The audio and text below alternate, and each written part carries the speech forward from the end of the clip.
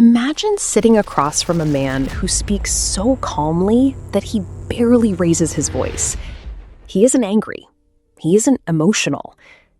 Then he quietly says something that makes every detective in the room freeze. I killed 93 women. At first, it sounds impossible. No one believes a number that large. But as investigators begin checking the details, something terrifying happens. Every description he gives leads to another forgotten victim, another unsolved murder, another family that had spent decades without answers. How could one man hide in plain sight for nearly 40 years? And how did America's most prolific serial killer escape justice for so long? To understand that, we have to go back to the beginning. Samuel Little was born in 1940. His childhood was unstable, and he spent time moving between relatives. As he grew older, he drifted across the United States, rarely staying in one place for long. He was arrested many times over the years for crimes such as theft, fraud, assault, and drug-related offenses.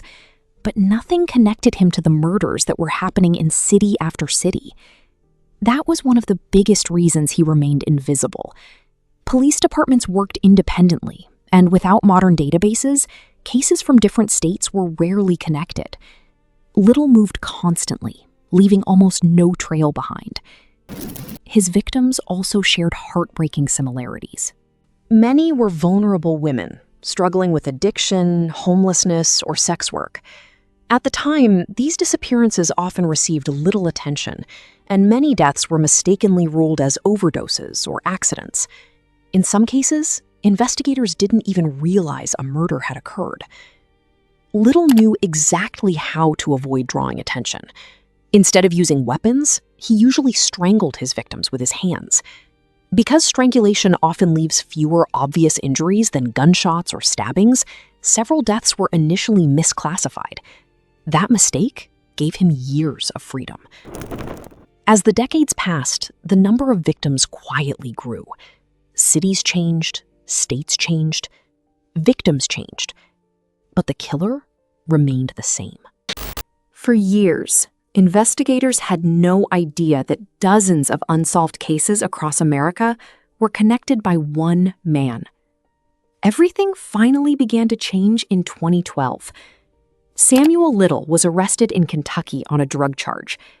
Routine DNA testing linked him to the murders of 3 women in California, committed during the late 1980s. It was a breakthrough that no one expected. After decades of escaping justice, forensic science had finally caught up with him. He was convicted and sentenced to life in prison. Most people believed the story was over. It wasn't. While serving his sentence, Texas Ranger James Holland decided to interview Little.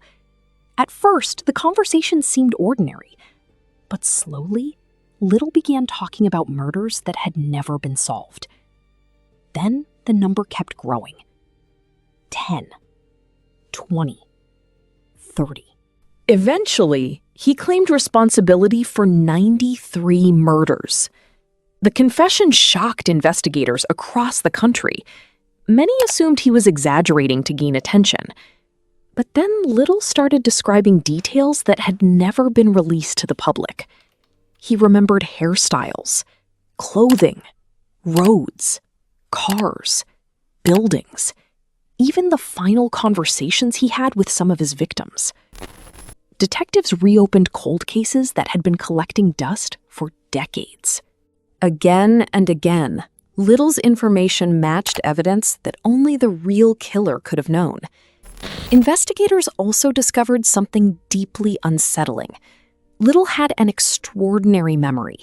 Even after 40 years, he could often recall specific locations and personal details with incredible accuracy.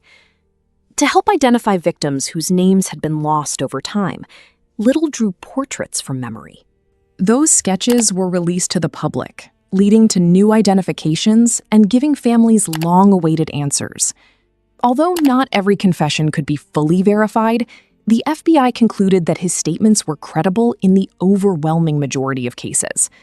Investigators officially linked him to dozens of murders and believe he was responsible for many more. Samuel Little died in prison in December 2020 at the age of 80. He never faced trial for every murder he confessed to. But because of his interviews, families who had spent decades searching for answers finally learned what had happened to their loved ones. His case also forced law enforcement agencies to rethink how missing persons and vulnerable victims are investigated. It highlighted the importance of sharing information across jurisdictions and treating every victim with equal urgency, regardless of their background. Today, Samuel Little is widely regarded as the most prolific confirmed serial killer in American history. His story isn't just about one man. It's about the people who were overlooked, the cases that were forgotten, and the investigators who refused to let those victims remain anonymous forever.